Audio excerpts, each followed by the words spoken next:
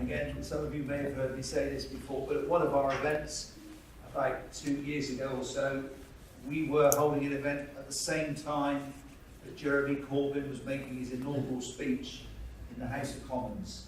And we went viral and he didn't. So that's your challenge today, ladies and gentlemen, is to beat that. The first thing I need to do is thank our sponsors. We are a very vibrant trade association, but we do punch well above our weight with organising events like this. This is the third of these events that we've held. We've held one in London, we've held one in Bristol, this is the third. But the only way we can do that is through the generosity of our members. So particularly I'd like to thank Eurocell.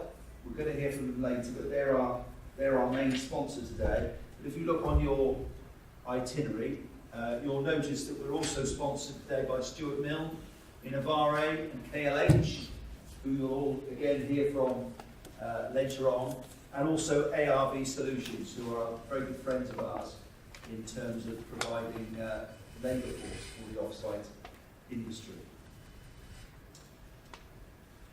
So what I'm going to do this morning is give you a bit of an overview from my point of view of where we are in the marketplace, to set the whole morning in context.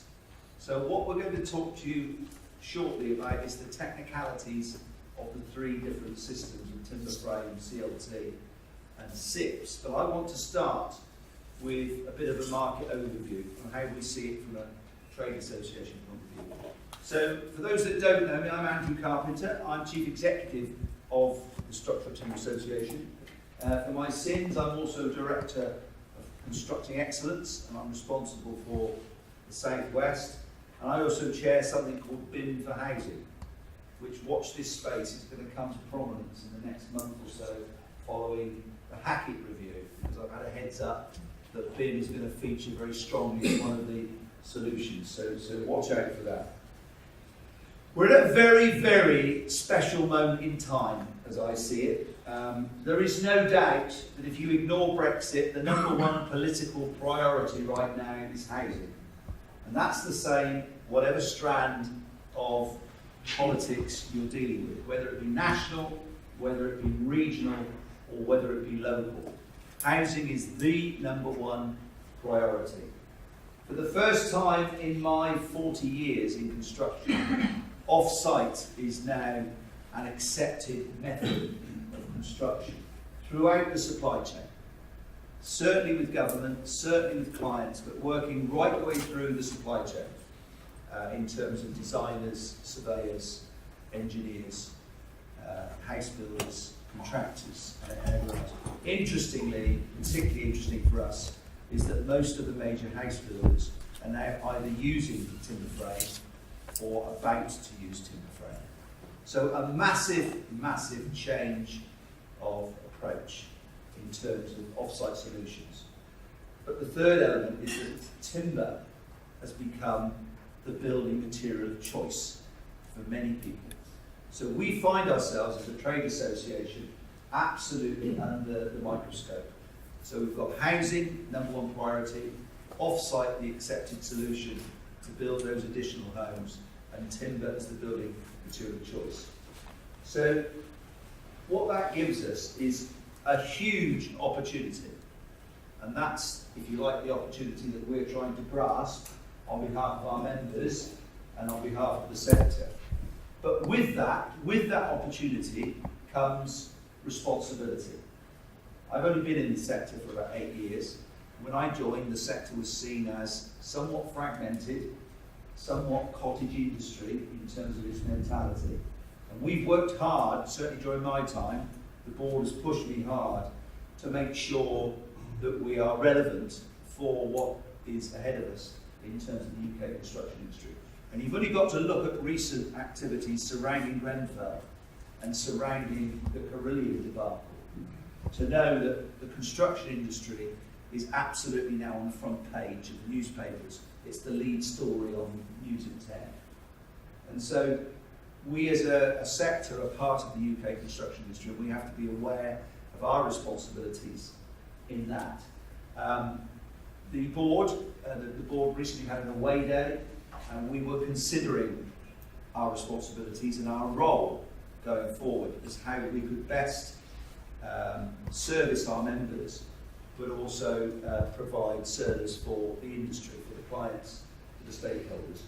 And what we decided to do is concentrate on structural timber frame systems being a proven off-site method. There's lots of new methods coming into the country at the moment. Left, right, centre, they're coming from everywhere. What we feel we've got is a proven off-site method that's been around for a long time, and therefore we can give confidence to clients, to stakeholders, particularly to funders and insurers. But at the same time, we want to be seen as a progressive off-site solution. So not businesses that sit on their laurels, but businesses that innovate on behalf of what the industry requires. And more clients now are seeking through-wall solutions, so more and more is being offered in the factory. But the one thing we've decided to concentrate on, the one thing that keeps all our members together, is that we actually offer panelised solutions. So the STA going forward is going to be representing what we call proven and progressive panelised systems. Morning, come sit down, please. Alongside that, we are raising the bar in terms of quality. Absolutely essential, particularly post-Grenfell. Grenfell had nothing to do with the timber sector, structural timber sector. Absolutely nothing to do with us. But we are going, like everyone else, going to be affected by the fallout once the Dame Hackett review comes out at the end of next month. So again, looking at our roles and our responsibilities to the sector in particular, but to the industry at large, we are raising the bar in terms of quality. We've introduced something called the STA Assure scheme. Some members are squealing a little bit, but nevertheless we're following through because we think it's absolutely essential. It's got the buy-in from people like LABC and so on. And at the moment we're working with NHBC, who are even talking about replacing some of their own documents with the STA Assure scheme, which is great news for us. We've had the 16 steps to fire safety in place for about 8 or 9 years, maybe 10. That is now considered to be industry best practice. We're beefing that up, and we've also introduced a timber frame competency scheme, whereby we're saying that any STA erector member must have 2/3 of their staff pass this scheme, and the STA manufacturers can only use STA erectors. The reason we're doing that is to make sure that the workmanship on site is absolutely 100% as we think it should be best practice.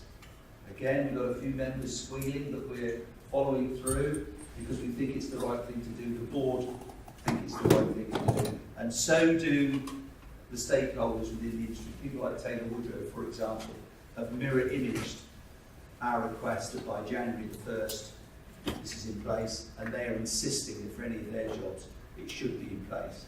And what I would ask any clients in the room to do is help us to help you. Within your pack, there's a sheet called Building with Confidence in the pack. Hi guys, come on in. No problems. We've got this in the pack. What we would ask you to do is help us to help you. The only people that we can, if you like, guarantee are working to these rules are those that are members. We audit all our members. All our major members, like Nick here, Simon, Stuart Miller and Andy, all these companies this year are all being audited within our new STA Assure scheme. And that's the only way that we can, if you like, guarantee that everybody's working to the processes that we've set out. So if you could help us to help you, that would be superb. The other things in your pack, just having a look, the sponsors that I mentioned, they've all got something in there. So ARB, Eurocell, Innovari, KLH and Stuart Mill are also represented in the pack. There's one final document in the pack that I'd like to bring to your attention, if I may, and that's the wide timber frame document, which is this one. So basically what we've done is we've produced a booklet for those that might be new to timber frame, and we've set out the benefits. We've also set out on page 3, I think it is, 2, a little matrix of where the benefits fit in terms of viewing the supply chain. So have a little look at that, perhaps after you've heard from our experts. So we've got a lot of government drivers out there at the moment. I've listed some of them. There's a whole load more, and every day you get a new government driver which is talking about housing, which is talking about off-site, and in some cases talking about timber. What I'd like to do is just concentrate on this report, because this is the report that seems to be leading the way in terms of influencing thinking within UK construction. This is the Mark Farmer review, Modernise or Die, that came out about 18 months ago. Now, Mark is actually chairman of Constructing Excellence, so I get to work with Mark quite closely, which is very useful for all the other roles that I hold. But he looked at the construction industry and saw some critical areas of underperformance. And if we look at them, there's nothing new in there. I mean, I've been involved in the UK change agenda for 20 plus years, since the Latham and Egan reports of the 90s. And those reports would have said a lot of similar things. But actually what off-site construction can bring is actually a solution to a lot of these things. Things like low productivity, low predictability, those are, if you like, off-site's the solution. Particularly collaboration and the improvement culture. If you're going to go down the off-site route, obviously you need to have a collaborative culture because you need early involvement of the supply chain and so on.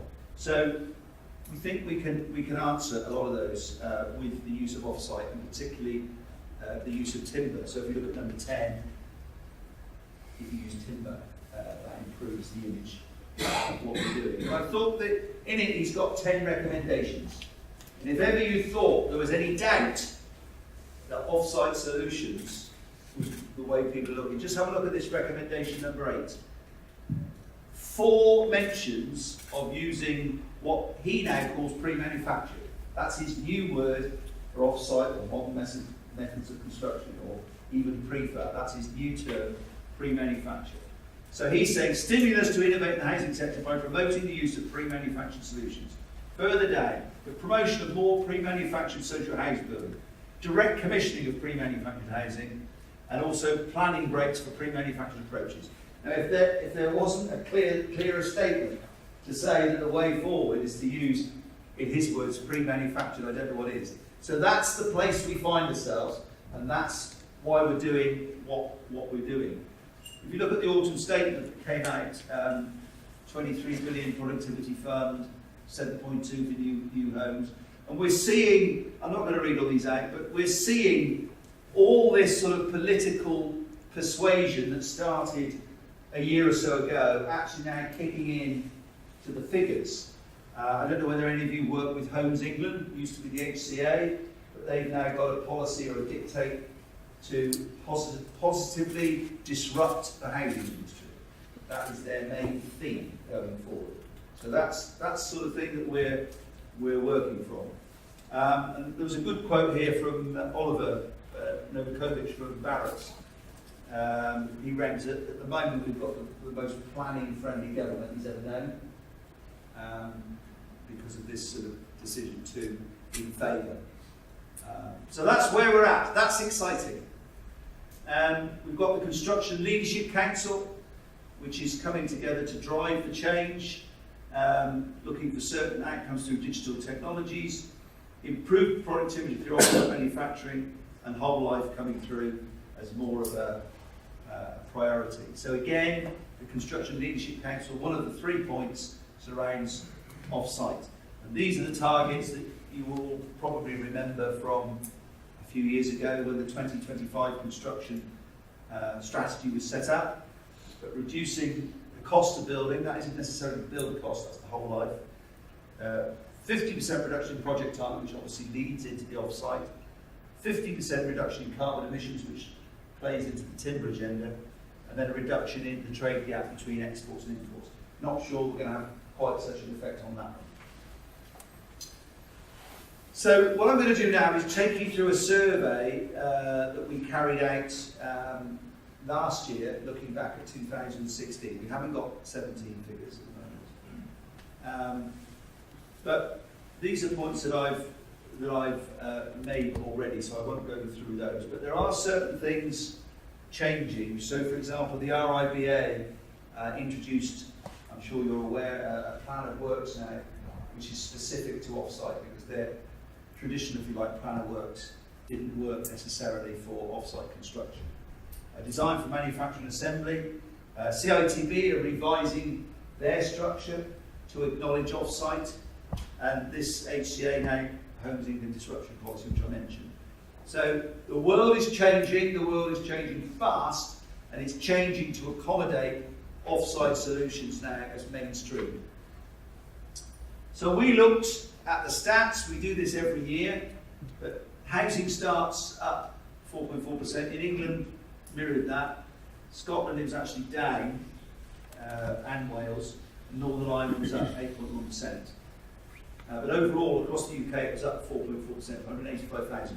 You may see larger figures than that published by the government, because the government have changed the goalposts a little bit. The government are now including projects that are, if you like, refurbed and turned into housing, because they're desperate to get to this 300,000 mark, and they will do it, I'm sure, by the next election, come hell or high water.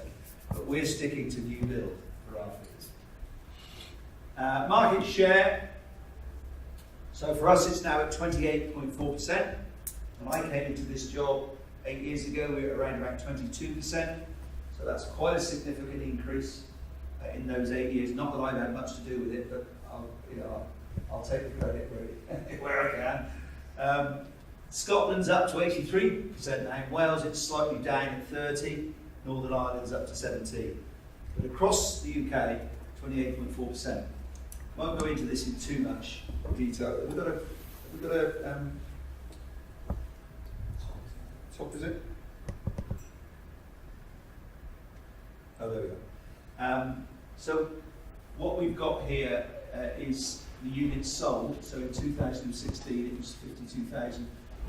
We think that'll be about 63,000 last year, climbing 71, 80, 84, 88. That's the sort of figures we think. The CPA, I don't know whether any of you read Noble Francis in building. He's an economist and therefore a pessimist. So he has some slightly reduced figures. Here, these are his figures. But even so, whether you accept ours or his, you can see there's a significant increase and there's a trend moving upwards. So this is what we're suggesting. 28% last year, rising to 30 this year, 32, 34 maybe. And an optimistic trend could even see it growing further. And that is based on a lot of the information we're getting going forward from, as I say, major house builders who are now turning to timber frame. So I think I would prefer to stick at that figure, about a third by 2020 of houses in the UK being built in structural timber systems. My members we interviewed, and because of the opportunities ahead, they're prepared to expand their capacity, but only if the conditions are right. So what my members are asking for, they're going to put their hand in their pocket. They need transparency and they need consistency of demand. So they need government to say, yeah, we're going to build these 300,000 houses, and it's going to happen every year for 10 years, sort of thing, before they can invest. But if they do that, then members will innovate and extend, may even build new facilities. In fact, some already are. The biggest challenges are these. These are the changes that we need. So there's still a resistance to using timber frame in some quarters. And the biggest resistance is normally price. It's more expensive. Well, I'm pleased to say that an independent report has just been carried out by RLB quantity surveyors. There was a soft launch at EcoBuild, which is going to be a bigger launch in about a month's time.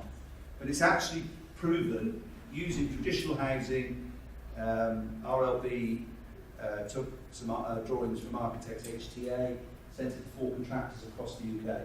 Came back that timber frame is actually build cost 1.1% less expensive, overall construction cost 2.8% less expensive, and time 19.5%. So we're very excited that we're going to be able to go live with that information in about a month's time. But we need still to get across, we need to educate, which is what today's all about, the benefits of off-site. Surge demand I've mentioned. And we're asking the government to support SMEs. Our whole sector is pretty much made up of SMEs. What we're saying is if you support the structural timber sector, what you will be doing is supporting each constituency that make up of the MPs. Because we're SMEs, 500 members across the whole UK. And what we're also asking for, which is why the link with constructing excellence is so important, but we're asking for much more collaboration and partnering, and particularly early involvement in the supply chain, because that's where my members can really, really be useful in terms of delivering value to the client and value to the end project. It's through early involvement. So if we look at this is about capacity. So these are the figures where we are. And the purple is the capacity as is. So as the sales grow, there's still a little bit of capacity. But that's based on current factories. We could increase that capacity, notably, first of all, by double shifting, and then secondly, we could increase it with the new facilities that I mentioned already. So obviously with numbers come capacity, so that's about where we see, if you like, the value of our sector. You can see that grows, as you won't be surprised, with volume. The number of employees grows, and this is the sort of thing that politicians love. They love to see new jobs created, and that's what we're saying we can help with. So, the headline that we feel is good news for all our members and everyone that follows suit is that we're now at that magic 28.4% and growing. So hopefully, ladies and gents, that's a bit of a background to the overall marketplace. I'm just going to leave you with this capacity survey. We did this very quickly for government. This time last year, we had to do it in a week. So we contacted the top 11 biggest players within our sector, but they constitute about 44% of volume. If we get that commitment from government, we're saying we can actually grow exponentially with the red line, and that's where we see. So at the moment, we're looking at just under 90,000 homes using timber by 2020. We could actually take that to 150,000. That's the possibility, that's the capability that this sector has as things stand at the moment. But it's the confidence that we need, the positive confidence from government and indeed from clients that those homes will be built in structural timber to allow us to do that. So this is what I said to government 12 months ago: speed up planning approvals, make Brexit a smooth transition, that's a laugh, limit regulation, support our sector to innovate, not just bringing people in from outside, make public sector frameworks more than just tick boxes, develop a better understanding of how we work in this sector, and support, as I mentioned earlier, UK-owned SMEs. So that's the message to government, and that continues. I won't go through all those, that's just other points that were raised about stabilising units. Changing procurement. Procurement really does dictate what we do throughout the supply chain, so it's important we look at that. But I don't intend to go through all that. What we do want to do is have a look at the Scottish model, where 76 or now 80% of homes built in timber frame. Already the Welsh Government are looking at that. The Welsh Government went up to see the Scottish Innovation Centre about a month ago, because they want to emulate what's happening in Scotland, in Wales, because they've got a really strong timber first philosophy. And these are the things to come. I've mentioned this one, costing exercise, which are being done. We've also got an estimating guide coming up, again to help surveyors understand the real cost of structural timber frame, not just the perception. And we're dealing, certainly not because of Carillion, but that is, if you like, giving us an extra emphasis to look at terms and conditions. We've signed up to the government's fair trading policy with UK Build. And this is what I mentioned earlier. These are the things we're focusing on. Our Assure scheme, competency scheme, revised fire safety, a new complaints procedure, which I haven't mentioned. This is something which again opens up our membership to fair and frank auditing. And membership is now about just under 500, Bob? 500 actually. 500. So again, when I came in about 8 years ago, we were just under 200. So I think that shows the interest now from across the supply chain in structural timber frame systems. I think I've gone on too many. And these are our key priorities: so growing market share, improving quality, improving productivity and profitability, further risk mitigation measures, and a fair trading arrangement. So, if you like, that's those are the things as a trade association we're trying to do on behalf of our members, but also on behalf of the industry. So, we're going to have a look at timber frame. Before we do that, are there any questions, ladies and gents? Any questions, comments that I can answer?